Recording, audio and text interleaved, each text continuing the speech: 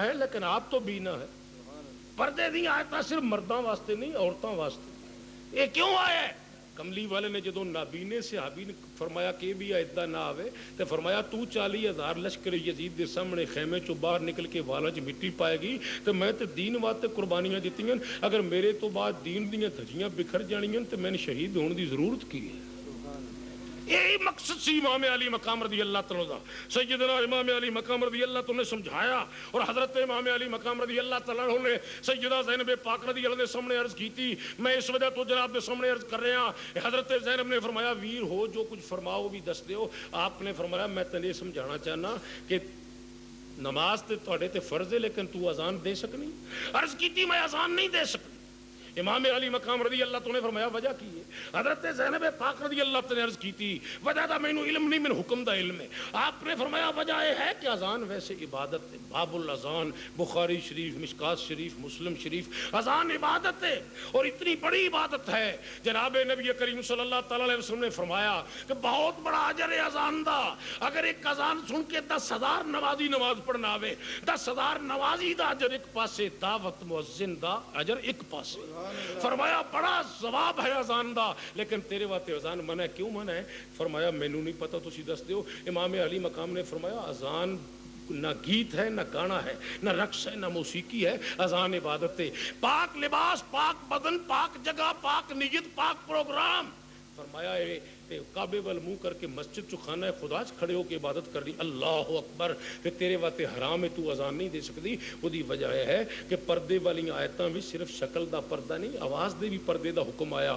تے تینوں اللہ دے رسول نے تینوں اذان دینی مسجد چ کھڑی ہو کے منع کر دیتی.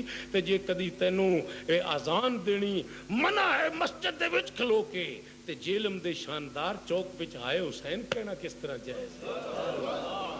فرمایا اور ناپاک جگہ ہے مسجد پاک جگہ ہے. یہ فرمایا بازار ہے یہ خانہ خدا ہے. اوتے ناپاک لوگ کھڑے ہوندے نے تے پاک وضو کر کے کھڑے ہوندے اور اوتے جدھر منہ ہو جائے کھڑے ہوندے ادھر کعبے وال منہ کر کے کھڑے ہوندے. اگر ایسے مقام ہوتے تین اللہ اکبر کہنا جائز نہیں تے ناپاک جگہ ہوتے کھلو کے ہائے حسین کہنا کس طرح جائز ہے؟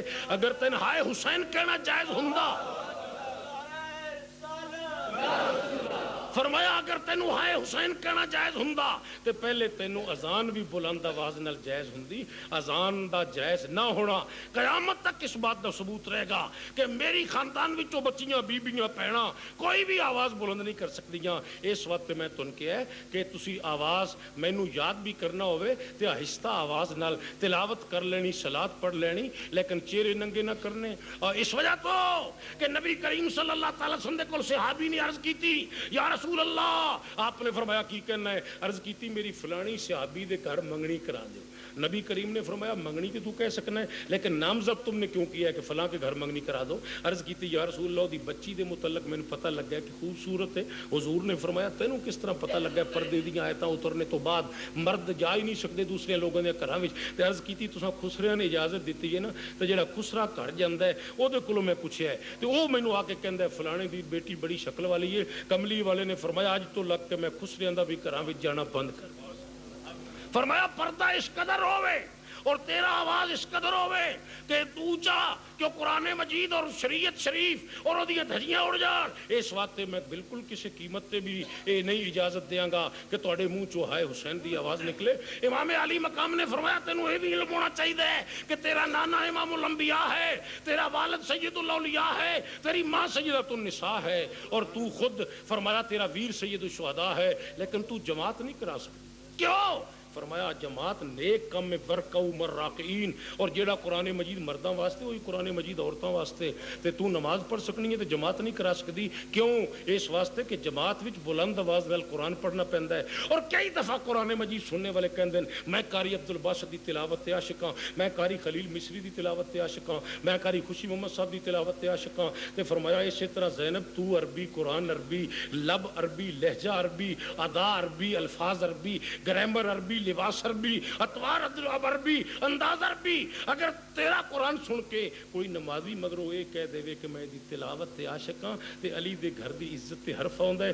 اس وقت رب نے فرمایا قرآن دی عزت اپنی جگہ تے, زینب دی شان اپنی جگہ. تے جے تو بلند آواز نال قرآن مسلح تے کھلو کے نہیں پڑھ سکتی تے تو کس طرح ہائے حسین جا کے کربلا تو مدینے تک کہیں گی؟ فرمایا میں تو صبر و رضا دا سبق دیتا ہے اور میں قوم نو دس دیتا ہے کہ اسلام لا یؤمن احدکم حتی اکون احب الیہ من ولدہ و والدہ والناس اجمعین.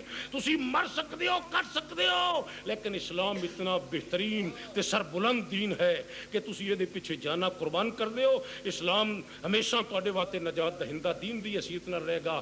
چونکہ میرے تو بعد پنجاب دے نامور مقرر جوان سال و جوان بخت مولانا عبد الوحید ربانی صاحب تقریر فرمانے والے اور اس وجہ تو انہوں نے تواڈے درمیان زیادہ دیر حائل رہنا مناسب نہیں. میرا تے آنا بھی ماض اس وجہ تو سی کہ چودھری مشتاق احمد صاحب میرے انگلینڈ چ میزبان رہے اور یہ مانچسٹر جامع مسجد کمیٹی دے صدر دی حیثیت نال 2 دفعہ میں اس مسجد چ انہاں دی دعوت تے جا کے تقریر کرن دا بھی اتفاق ہویا اور اٹھن بیٹھن تو بعد چودھری غلام سرور صاحب دی وجہ تو ذکر ہونے تو بعد مزید تعلقات وچ استحکام پیدا ہویا اور انہاں اوتھے میرے نال بطور خاص شفقت فرمائی اور تبلیغی سلسلے وچ میں بارہا اوتھے جاندا رہا. اسے تعارف دی بنیاد اتے محبت و اخلاق دی یاد تازہ کرنے واسطے انہاں دے کہن دی بعد میں حاضر ہو گیا سی. اللہ تواڈی میری حاضرین شرف قبولیت عطا فرمائے.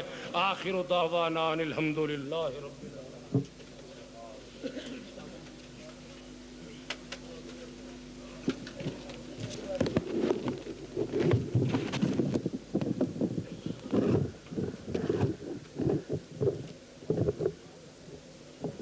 حضرات گرامی قدر، یہ تھے مبلغ اسلام حضرت علامہ پیر سید یعقوب شاہ صاحب خطیب اعظم پھالیا گجرات، جو آپ کے سامنے نہایت ہی اصلاحی اور جیسے میں نے ابتدا میں عرض کیا تھا کہ مثبت انداز میں اور بڑے مؤثر انداز میں آپ کے سامنے اپنے خیالات کا اظہار فرما رہے تھے.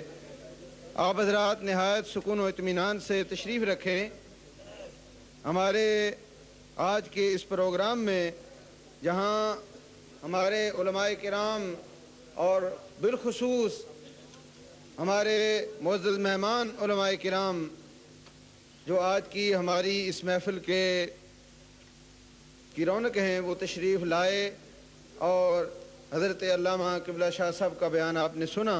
ابھی چند لمحوں بعد آپ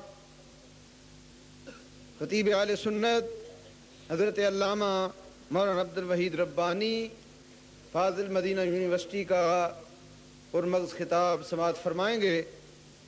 اس سے قبل یہ 1-2 اعلانات ہیں وہ سماعت فرما لیں. آپ کے جیلم شہر کی مرکزی میلاد کمیٹی جیسے کہ ہر سال میلاد النبی صلی اللہ علیہ وسلم کے پروگرام کو ترتیب دیتی ہے، اسی طرح اس سال بھی مرکزی میلاد کمیٹی نے مختلف جلسوں کے اعلانات اور مختلف جلسوں کا اہتمام کیا ہے. 12 ربیع الاول شریف کو عظیم الشان جیلم شہر میں جلوس کا پروگرام انشاءاللہ العزیز آپ دیکھیں گے کہ یہ پروگرام ایک مثالی پروگرام ہوگا. آپ تمام حضرات اس میں شمولیت فرمائیں. اور ابھی آپ جس مجاہد اور عظیم سنیت کے عظیم نامور خطیب کا بیان سماعت فرمانے والے ہیں، انہی کا نورانی بیان 12 ربیع الاول شریف کو حضرت علامہ مولانا عبد الوحید ربانی دن کو شاندار چوک میں ان کا میلاد چوک میں آپ کا خطاب ہوگا. آپ حضرات اس میں جوک در جوک تشریف لائیں. اب میں بلا تمہید جیسے کہ ہمارے معزز مہمان کی خواہش ہے ان کا احترام کرتے ہوئے میں آپ کو زحمت دیتا ہوں کہ آپ تشریف لائیں اور اپنے نورانی بیان سے ہمیں معزوز فرمائیں. نعرہ تکبیر، نعرہ رسالت، نعرہ رسالت. حضرت علامہ عبد الوحید صاحب ربانی